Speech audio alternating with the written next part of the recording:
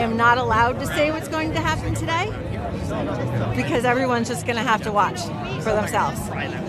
But it's going to happen. Something's going to happen. Whose streets? Our streets! Whose streets? Our streets!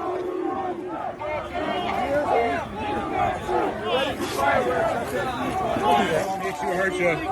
We are on your side. Don't make us go against you. Understand the side. Pick a side. These are our streets. $20 a picture. I hope Mike is going to do the right thing. I hope so. I hope so. Because if Mike Pence does the right thing, we win the election. All Vice President Pence has to do is send it back to the states to recertify. And we become president, and you are the happiest people. Mike Pence is going to have to come through for us. And if he doesn't, that will be a sad day for our country.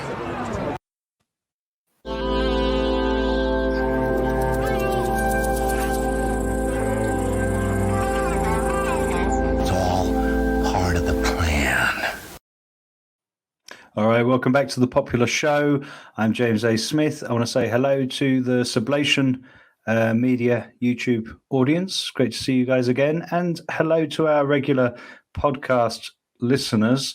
We'd love to have you over at patreon.com/The Popular Pod. Hello to all our supporters there, and especially hello to newcomers Lydia, Thomas, Saul, Dark Alliance, Tom, and Ryan.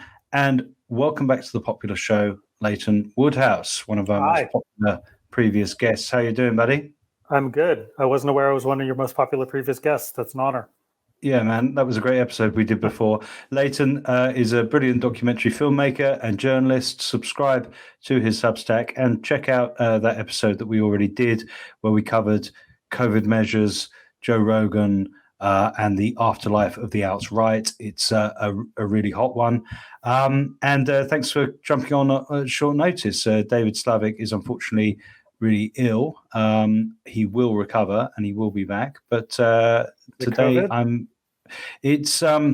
I don't know. There is a COVID sort of question mark over it. I don't think he's tested, but yeah. I don't know. It's something. Mm-hmm. He's coughing. I'll put it that way. Well, how are you doing anyway? I'm good. I actually had a sickness spell myself, but it was not COVID. It was norovirus maybe 2 weeks ago, which was brutal. Went around my whole family, my whole kids' daycare. But I have yet to get the COVID. I've never gotten it before. Yeah. I had it at the start of Omicron, and it was a bit nasty. And then I had it again at Easter, and it was fine. It was nothing really. I should actually say I have not gotten COVID to my knowledge. It's always possible I had it asymptomatically, never even noticed. Mm-hmm.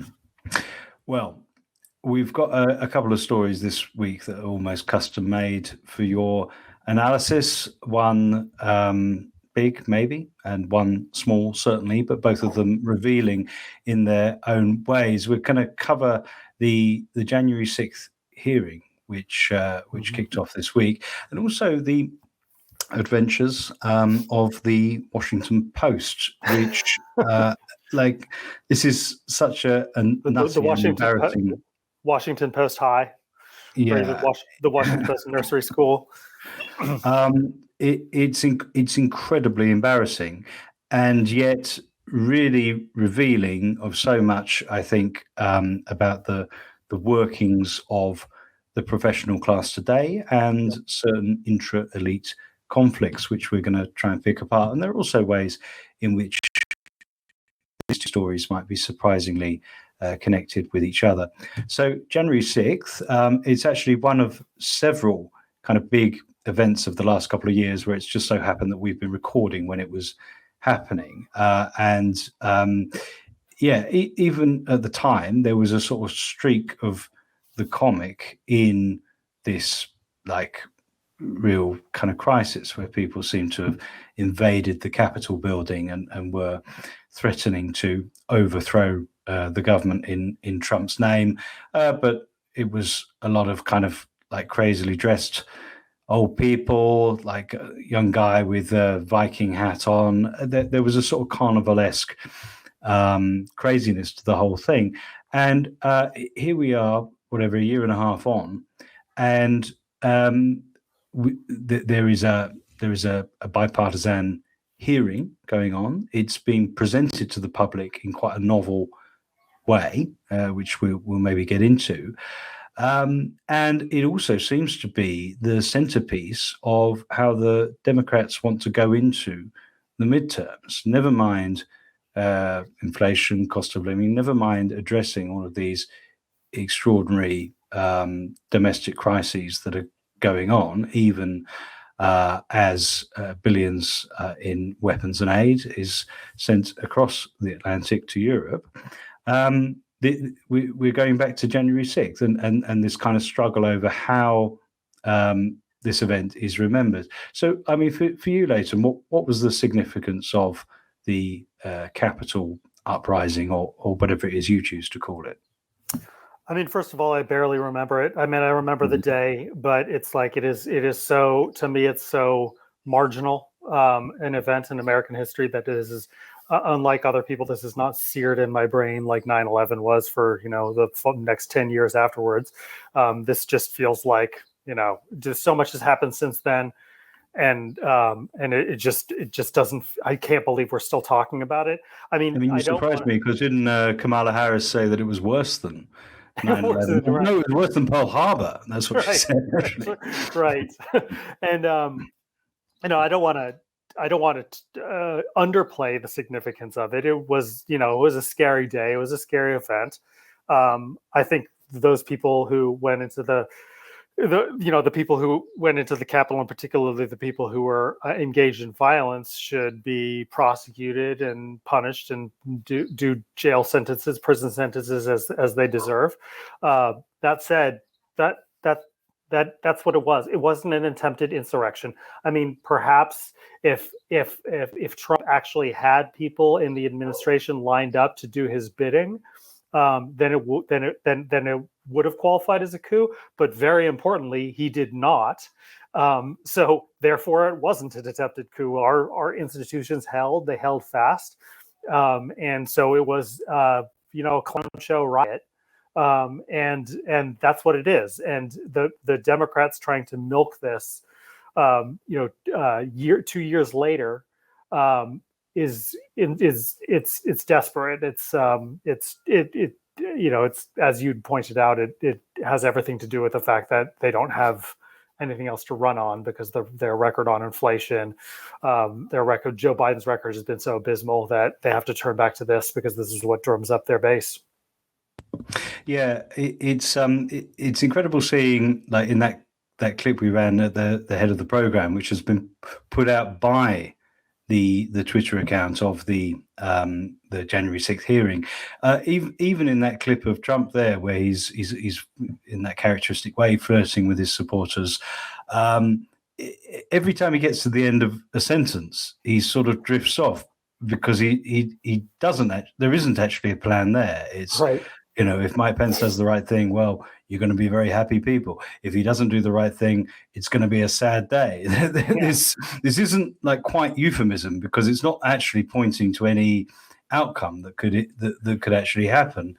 I mean, I'm not surprised that you say you can't actually remember that much about it. I think that probably is a very common story, and I think a lot of people are slightly bemused to almost be having this forced on them. As you say, due process runs, and people do something illegal, you expect them to be tried. Something as remarkable as this happens, you expect it to be investigated. But the form in which it is coming to us is quite novel. I've got to write up here. Prior to the start of the hearing, Majority Committee member Rep. Adam Schiff, the committee said the committee was planning to present the evidence we have gathered through both live testimony and a variety of media, so as to be both highly engaging and deeply informative. That media, video, audio, and social media posts was the committee's preferred tool to try to overcome its many challenges in creating a consensus understanding of January 6th, 2021.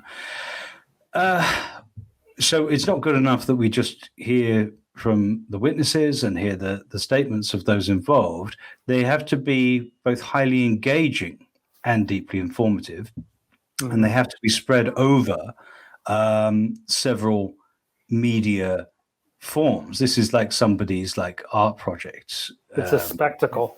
Yeah. Yeah. And that sort of slippage that this is to try to overcome its many challenges in creating a consensus understanding. So it's almost kind of recognizing that actually just saying what happened and people kind of buying it isn't enough. Like to create the consensus that they want to create, they're going to need all of these kind of resources of propaganda, effectively. I mean, have we been sort of primed for this? We were saying in our last show with Natalie Shaw that I didn't ever click on anything to do with Johnny Depp and Amber Heard when that case was going on. And I don't even think I've seen a Pirates of the Caribbean movie all the way through. And yet I was barraged with it and constantly being invited to engage and watch this trial. We've gone from, and in some ways, the Carl Rittenhouse hearing was the same. We're really living through a time of sort of mediatized courts, and the hearing or the court case as spectacle and entertainment. And it's almost like it was building up to this, and now this is being pushed yet further with this like HBO quality like filmmaking project with all these beautifully shot clips and this accumulated footage. It does seem like a new development. I mean, as a filmmaker, how are you seeing that? Yeah, I mean, obviously the big difference between the Amber Heard trial and this is that this is a political hearing. You know, it's not a real trial. It is explicitly, and it's not just like a media making a spectacle out of a legal proceeding. It is literally created to be spectacle. It kind of reminds me of, I don't know if you've ever read this book called, it's always a struggle for me to recall the name of this book because it's complicated, but I think it's called Nothing is Real and Everything is Possible, I believe. It's by Peter Pomerantsev. It's a terrific book. It's about Russia when I think it was in the 2010s when he was living there. And it's about the political technologists in Russia, which are, the people who orchestrated propaganda and create these huge, spectacular sort of events in order to propagandize to the population, in order to make it unclear what's true and what's not, to kind of create this kind of surreal political environment in order to sort of facilitate totalitarian control. I don't want to be melodramatic about it and say that we're at that stage of media history, but it does. The January 6th stuff, more than anything, reminds me of his writings on the political technologists in Russia. It just feels like so overtly propagandized, so plainly designed to manipulate emotions, and so clearly irrelevant to everything that's happening in the United States today. That that's how it strikes me. It's almost fascinating to behold, because you're just like watching sort of the development of the techniques of propaganda in an open society, in a sort of as yet still open society.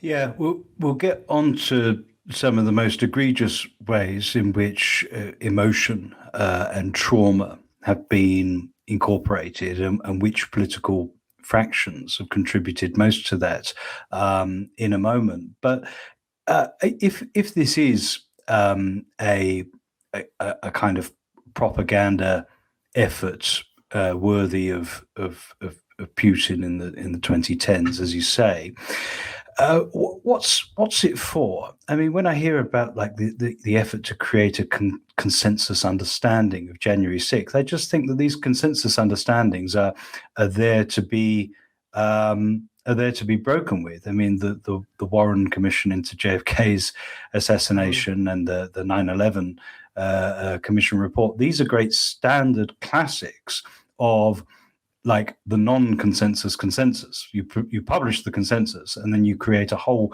publishing industry of people picking it apart and exposing it. And I mean, the comparison with those two events goes further because, of course, January 6th has also been accused of being to use Peter Dale Scott's terminology, a deep event where, okay, you had a mixture of very organized groups like the Proud Boys and the Oath Keepers who did, I don't know, on some level want to bring about a political outcome or contest the election. You had a lot of people who were just kind of there for the ride. Probably the majority of people were just protesters who got sort of sucked into it. But then you also had all of these claims, many of them well documented, of security services and FBI knowing these people, engaging with these people, letting these people into the building in some cases. I don't want to go too kind of far on that, but it's clear that there is a case to be made at the very least that kind of going easy on this or letting it happen would be beneficial to some people, even if you don't want to go that far in the interpretation. It's clear that the Democrats were straight on this. It was the best thing that could possibly happen at the start of the Biden administration, as far as they were concerned. So whether it was a kind of, event that was permitted, or whether the FBI had even some collusion with some elements of it, or whether it was simply snatched up by the Democrats, what are they trying to bring about by engaging with January 6th in this way? What's been the end game? It's a good question. I mean, it's not something that I've followed particularly closely for the exact reason that I don't think it's, politically important, or perhaps it's politically important in a very superficial way, but it's not important in any sort of social sense. But the only thing I do believe that there are true believers among the Democrats in Congress who truly believe that this was some world historical event and who truly believe that they themselves were deeply traumatized by it. I don't doubt that AOC probably actually believes that she suffers PTSD from being 2 blocks away in a building where nobody was inside, fearing that they might find their way into her office. But I think that the way that they're facing a red wave election. This is going to be a wave election for the Republicans. Whether that's a good thing or a bad thing, it's happening. We have a historically unpopular president. I believe that Biden just dropped below where Trump was at this point in his term. So I believe he may be the lowest polling president at this term in American history. Wow. So, I mean, we're looking at a devastating situation for the Democrats. And, they have been running the Russiagate playbook for the last several years, until that kind of came to a natural conclusion, and even played it, probably continued to play it a year or so after that. Arguably are continuing to play it by hyping up the Ukraine war, which is not to say that the Ukraine war isn't a world historical event. It absolutely is. But, I think that there's a certain amount of political leverage that's being squeezed out of it. But this is what the Democrats have become used to doing, to turning to the boogeyman of the far right and these shady characters who are just barely being held back by today's Republican Party, who at any moment might explode onto the scene and, I don't know, reinstate Jim Crow and create a white ethno state or whatever, whatever perverse fantasies you come up with. This is this stuff is crack for a very small group of fanatic Democrats, and the rest of the party, of the Democratic Party, like rank and file voters, are paying zero attention to this. And I think that's so, this is going to be an utterly failed strategy, because even Democrats don't care about this shit. I mean, your average just working Democrat. There's a small number of hyperpartisan MSNBC junkies who care desperately about this, and I think that they have a disproportional cultural influence within the leadership of the Democratic Party. They are, the Pussy Hat Resistance, and they are culturally akin to a lot of the elected officials and the political operatives in the Democratic Party, woefully out of touch with everybody else. I think it's a good point that you refer to Russiagate there, because in this stated aim of creating a consensus understanding of January 6th, I mean, the big problem there is that absolutely nothing that either party has done for a very long time now lends itself to the creation of consensus understanding of anything. Both parties have their pet media that are absolutely committed to polarization, and both parties have only been able to succeed in anything on the basis of emphasizing polarization. That is how Trump won in 2016, and that is how Biden won in 2020. Mm-hmm. So neither party has any stake whatsoever in creating consensus understanding of anything. And actually, it points to a major problem that the Democrats have, which is that if January 6th was, is to be represented as this kind of great betrayal of the tradition of the peaceful transfer of power and of losers' consents that the whole republic is dependent on, then it would really have helped the case for that if Democrats hadn't spent the entire Trump years trying to prove that they didn't lose because they had a bad candidate. They didn't lose because of 40 years of neoliberal consensus doing absolutely nothing for working people. They didn't lose because Trump actually seemed to be listening to people who've been totally ignored by political process for all that time. No, they lost because the election was fake. The 2016 election was fake and illegitimate because it was the result of Russia interfering in the election. It seems to me like just an absolutely kind of classic example of what's going on right now, which is that across the political spectrum, we all seem to have like versions of the same pathologies, but they play out in the characteristic vocabulary or aesthetics of the given party or faction that you happen to belong to. So no one trusts the political process right now. Yeah. But if you're a well-heeled professional who votes Democrats, that's going to take the form of believing that Putin has tricked everybody into voting for Trump. If you're a Trump supporter, you're going to think that took the form of the voting machines being meddled with, and you need to storm the Capitol. But both are kind of expressing the same feeling and the same doubts, but naturally they have a kind of slightly different form of expression. Yeah. So yeah, I mean, this is so bogus, the idea that a consensus reading of January 6th could come about, because it can't come about for the same reasons that a consensus reading of 2016 can't come about. Because it's impossible to form a consensus. Although every time you say building a consensus, it just creepily reminds me of the phrase manufacturing consent. Yeah. But I think that in terms on the Democratic side, everything about what how the Democrats perceive the world and their political strategies has to be understood against the backdrop of the tectonic shift among who the Democratic Party represents now.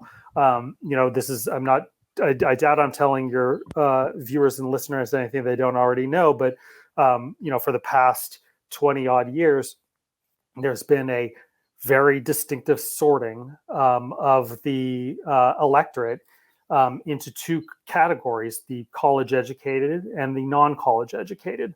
The college educated are overwhelmingly, to the point of being practically uniformly, Democratic voters, and the non-college educated are becoming increasingly monopolized by the Republican Party. There are plenty of traditional Republicans who are college-educated elites who are still in the Republican Party who vote Republican for sure, but more and more. I mean, this is like, it's been such a. I'm middle-aged. I'm in my late 40s, and I'm used. When I grew up, the Republican Party was the party of the rich. It was the party of Reagan and Thatcher in the UK, obviously not Republican, but same movement, and the free marketeers. And then we had this transition under Bill Clinton, where the Democrats became sort of, as the labor movement died, and the Democrats became more beholden upon these urban professionals, and they started championing neoliberalism and NAFTA and things like that.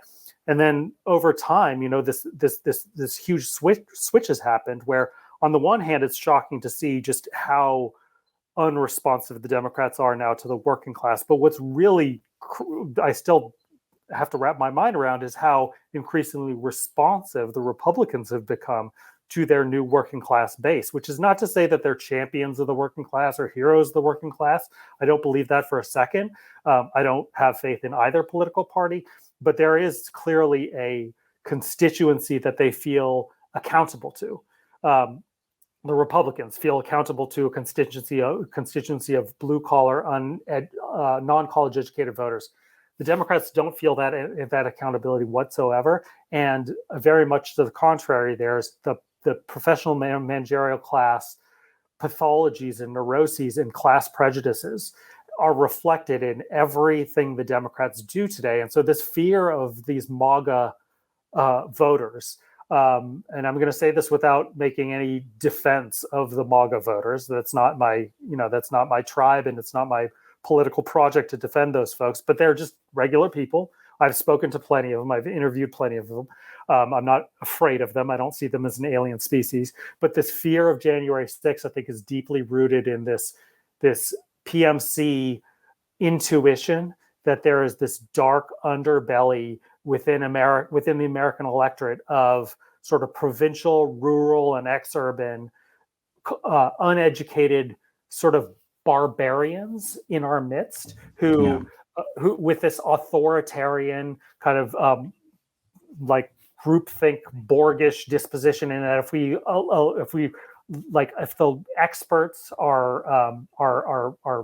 the experts the expert class sort of releases the reins for a second, then the barbarians will be at the gates. They'll take over. There will be a coup. Our democracy will be over. Civilization will be over. There's this just very kind of like, it reminds me of the Romans with the German Tartar tribes at the gates of Rome. That kind of kind of paranoia afoot in everything the Democrats do, and I think it has everything to do with that sort of that college educated sort of takeover of the Democratic Party. Yeah, as a transatlantic aside, it's quite interesting to see something of the same dynamic latent in Britain, but neither of the main parties is quite able to recognize it and exploit it. So we don't quite have the same sort of developed outcome. On the left, Keir Starmer's Labour leadership hasn't recognized how easily Joe Biden bought the radical left in, basically by promising nothing, and how important that has been for cementing the loyalty of the younger part of the professional class.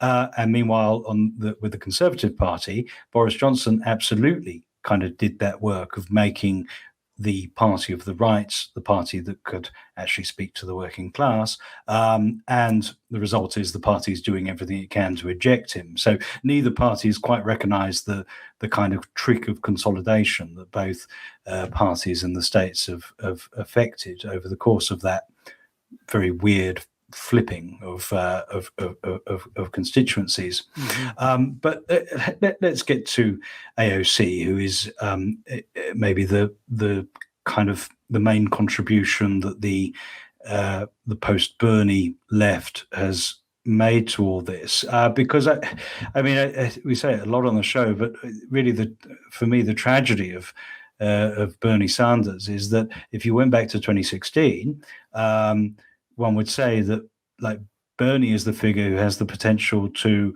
reverse some of that process and to actually speak a language that can appeal to those non-college educated people and to kind of reconnect the left with the working class. Over the course of his project, we sort of saw his style of doing things kind of eclipsed by the squad, and since the 2020 election, that eclipse has been total. And well, I mean, you only have to look at the role that AOC and her presentation of personal trauma has played in how the Democrats have been able to leverage January 6th into their presentation. Let's go. I mean, she's kind of gone back to, I suppose it's in the nature of trauma that it repeats itself, and she has been repeating herself in interviews lately. But let's go back to the original, just to remind ourselves of her place in the original event. The reason I say this and the reason I'm getting emotional in this moment is because these folks who tell us to move on, that it's not a big deal, that we should forget what's happened, or even telling us to apologize, these are the same tactics of abusers.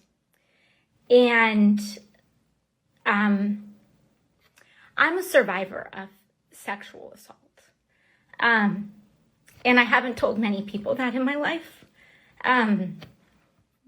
But when we go through trauma compounds on each other.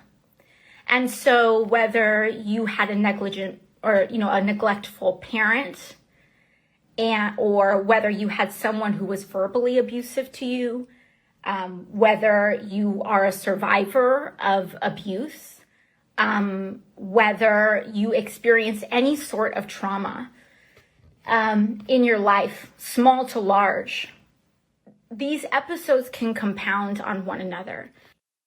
So if you were hoping that the kind of Bernie wing of the Democrats might be picking up some of the slack from the Biden administration focused on war and relitigating January 6th, maybe we can turn to the radical left for some address to material issues. I'd like to remind you that AOC's current project is berating her party for not adopting the Latin X term for Latinos, which no Latinos even want to use. And her other function right now is contributing to this multimedia performance of the manufacture of consensus understanding of January 6th. You go first later. How do you deal with this? It's unreal how AOC is like, this is an issue about her own personal trauma. Like, she's supposed to be a political leader, right? She's like, she was elected obviously just as a congressperson to represent her constituency, but also as this democratic socialist leader to be, the head of a movement of working people. She's not even pretending to do that. Like, she's literally talking about how these hearings are about the psychological injury that was done by regular American people, being those who stormed the Capitol, the Germanic Teutonic tribes, as I mentioned before, how they traumatized the political leaders, how they traumatized her as a member of Congress, and that there needs to be accountability shown. Yeah, and not only that, it wasn't in that narrative, it wasn't even them who were the original traumatizers. It was her abusers past. So it's even more convoluted and distantiated, right? Yeah. So, obviously, if you go to a DSA meeting today, right? I mean, DSA is an old organization, and in the pre-Bernie days, if you went to a DSA meeting, it'd be a bunch of septuagenarian and octogenarian, old kind of washed up boomers who lived through the 60s and maybe were even like old school New Dealers before that, who are politically irrelevant but still like hardcore socialist types, and probably came largely from working class or at least kind of lower professional managerial class backgrounds. That was like pre-Bernie. And now, it is Harvard educated lefty lawyers, other just creative class people who went to 4-year universities and who are very, and who call themselves socialists, but are identitarians to the core, non-materialists. And this is what, there's understandably a confusion during AOC's rise, because Bernie was the figurehead for that movement, and Bernie is very much part of that old DSA model of the old fogey kind of politically irrelevant, marginal but principled socialist people. And by the way, I don't consider him particularly principled anymore, because I think he's just gone whole hog into just a part of the partisan Democratic machine. But you could be forgiven for assuming that AOC was a ideological socialist who, regardless of the PMC elements of her background, was part of a movement that was going to reassert the primacy of materialist politics in America. That was just never in the cards. I mean, it's just so clear now that was never who she was, and that's never what this new iteration of DSA was ever about. They are very much the vanguard of this sort of like identitarian politics that comes from this coddled generation that Jonathan Haidt writes about in Coddling an American Mind, that have just taken on the term socialism as a lifestyle brand, and it's this post-political kind of sensibility. It has nothing to do really with politics. It has to do with personal expression and digital influencing. And that's what we have. And that's what the Democratic Party has become more and more kind of colonized by. Its leadership has been colonized by. And I think that's what Joe Biden's administration has become, largely because Joe Biden, who is very mumuch not of that ilk, who has nothing to do with that cadre, but is effectively, a senile, like he's just like a kind of a half corpse that they drag out on stage and just kind of like allow ventriloquists to speak through. So like his administration is run by that kind of woke generation, and he's just rubber stamping whatever they bring to him. So this guy who was supposed to be the rejection of the woke, you remember everybody he ran the primary was running as a woke candidate, and then like there was the significance of Joe Biden is that the non-woke sort of like more centrist and conservative wing of the Democratic Party, a lot of whom were Black Democrats, brought in Joe Biden and explicitly rejected all the Warrens and the Buttigiegs. Yeah, we've got our own Trump here. We've got an old guy who's going to, say some slightly off-color jokes and so on. Right.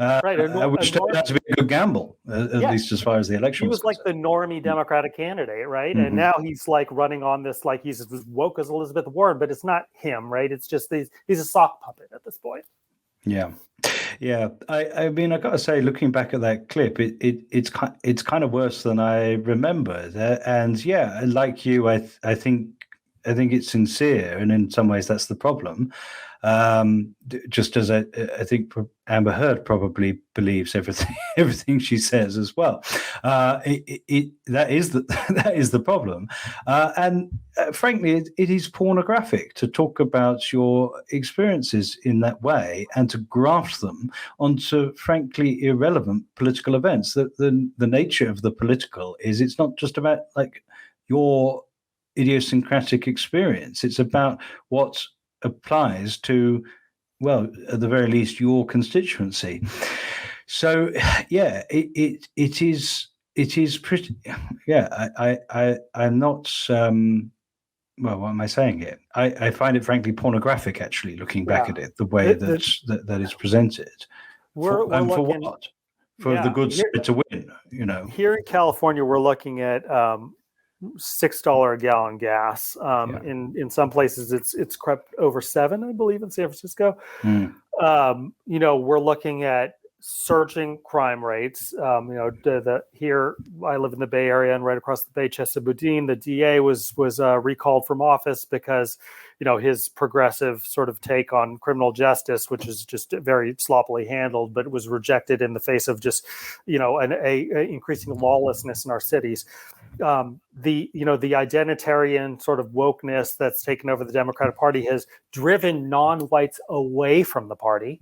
Black people and Latino voters voted for Trump in larger numbers in 2020 than they did in 2016. So over 4 years of Trump's racism and quote unquote fascism, he drove the non-white vote more towards the Republican Party. And it's not that partially it was that he is appealing to a lot of working class people of all races, but also because they've been driven, not if there's the push factor and then the pull factor, they've been driven away from the Democratic Party by this sort of like this PMC sensibility taking over the party. A friend of mine, Daniel Marins, who's a reporter for the Huffington Post, interviewed a guy in in Uvalde after the shooting, and he was like a working class Latino guy.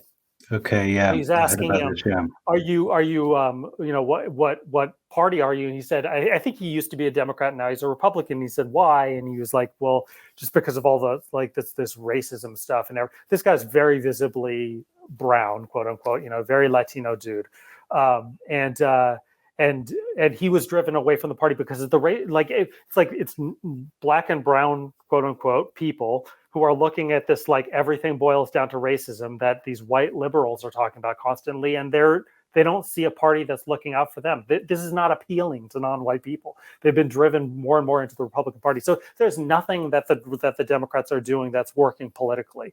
They're working class Democratic voters in Democratic cities are in crisis right now because of inflation, because of crime. And they're being assiduously ignored by the leadership of the party in favor of this culture war bullshit. Yeah, I think a lot of left-wing listeners and maybe on this YouTube channel especially, I do read the comments, maybe kind of turn off when starts being critical of wokeness, or even like deny that the term is appropriate or really describes a phenomenon. But and quite a common criticism is, this criticism is just because you don't want to hear these social justice ideas because you yourself are bigoted.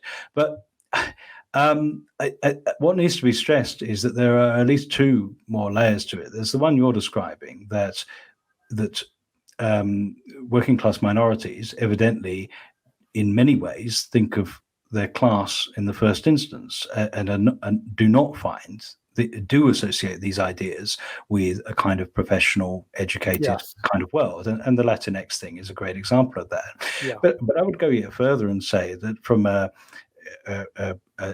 broadly left perspective, it's almost even worse, because what we see in this AOC case is the way that it's not merely that the left's cause is hurt by wokeness, it's that a certain kind of it actually helps elites. It is actually a major strategy of elites right now, and that's why, as you said, every other Democratic candidate was some sort of flavor of wokeness, and then Biden just brings it in house when he gets in.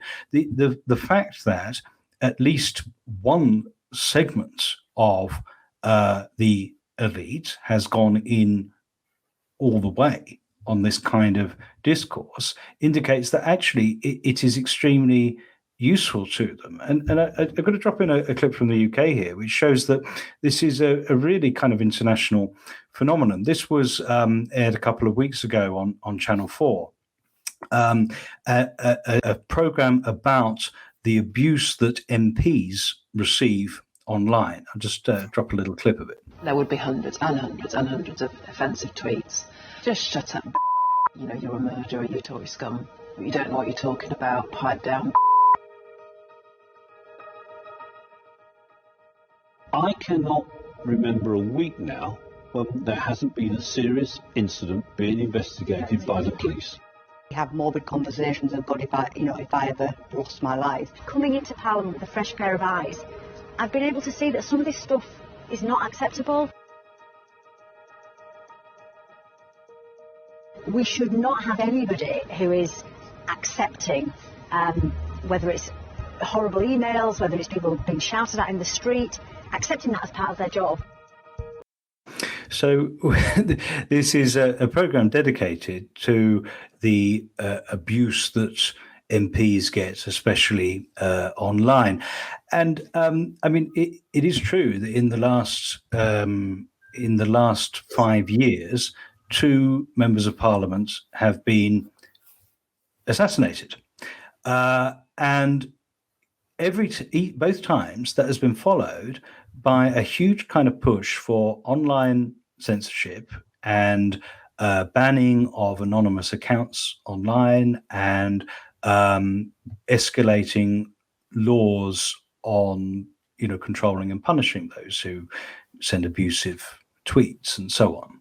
But in neither case was the murderer somebody who was particularly online themselves. Like, neither of the MPs who have actually died have been online bullied to death. They've been killed by somebody with mental health problems and a kind of fanatical political cause. So, like, this is a pretty good example of how our leaders are increasingly turning to this sort of language of their fragility and harm, where the person doing the harm is the masses out there, the public. And the public, exactly. And where the viewer of the program is solicited to identify with them and to find their complex emotional lives extremely fascinating and sympathetic, and to despise the masses out there for calling them whatever it is online. Yeah. We've seen this before, right? This was earlier on this century. This was the same kind of playbook that the Democrats used in the face of the protests by the Tea Party. And it's funny because if you look back at the panic over the Tea Party anti-Obamacare protests in today's context, I mean, we just had the discourse is incredibly coarse, and it's deplorable how coarse it's become. We just had a near assassination attempt on a Supreme Court justice. This stuff is dangerous and it's scary. But back then, it was like people yelling, people at town halls yelling at their congressperson. There was no mediation. I think there were maybe 2 incidents of violence in that entire time, and one of them was actually somebody, a congressional staffer on a voter, not the other way around. So this is like child's play compared to the way that the discourse has come now. But at the time, it was all this panicked nightly news broadcasts about these scary mobs coming after these elected officials at these town hall events. And I think that it had the same sort of tactical effectiveness then that it does now, which is that, again, the PMC viewers of MSNBC and CNN identify much more with the elected representative than with the Joe Sixpack at the town hall, right? When they see that, they're like, what? They may not themselves be an elected member of Congress, but they are of the same class. They're of the same educational background. There's a decent chance that they know somebody who is or has been a member of Congress, or at least one of their staffers or something. They're from the same tier. So when they see this, they see the elite being attacked by the public. This is very much like in the vein of Martin Gurria's book, Revolt of the Public. They identify with the elected officials. So it's effective in terms of mobilizing your PMC base. When I look at it, and look, I'm a member of the PMC. I'm 4-year college educated. I'm not claiming to be a blue collar person, but I do have a certain cultivated disdain for the PMC. And so when I look at it, I've conditioned, like I don't identify with the elected official, and I think most Americans, or as working Americans, would not necessarily identify with the social media abusers of these elected officials. Certainly not, and maybe not even with some Tea Party person at a town hall, screaming at an elected official. But gun to their head, they might identify with those folks more than they identify with the elected officials who's under attack. So again, it's kind of this mobilization of a discourse, which is sort of this cultivated paranoia of regular working people that are sort of agglomerated into this category of the public, the scary, seething public that if you relinquish control of for 2 seconds are going to take over the country and creates the Fourth Reich or something. And so that, I think, resonates. It's this very, the liberals love to use the term dog whistle. This is a dog whistle. This is a dog whistle that I don't think that they even recognize as dog whistle, because they don't recognize the existence of social class that's been kind of extirpated from the liberal discourse. So they don't even recognize when they're using classist dog whistles, which are very much appealing to like sort of the class bias of the PMC against the working class. Now I feel like I sound like an old school lefty, but I perhaps that's actually what I am underneath the layers of kind of neo-reactionary tendencies that I've taken on in recent years. The good kind of horseshoe theory. Right. Look, we've got to cover this Washington Post thing because it's incredible, and I really want to get your take on it. But we've got to say goodbye to the YouTube audience. Thanks for joining us. Great to see everyone. Please like and subscribe, Doug Lane's Sublation Media channel, and get us followed everywhere. If you want to hear the rest of this conversation with Leighton Woodhouse, you're going to have to get over to patreon.com/The Popular Pod. We really appreciate your support. If you want to make a one-off donation, you can click the links below for either buy us a coffee or PayPal. So either see you on the podcast feed for the continuation of this, or we'll see you next week.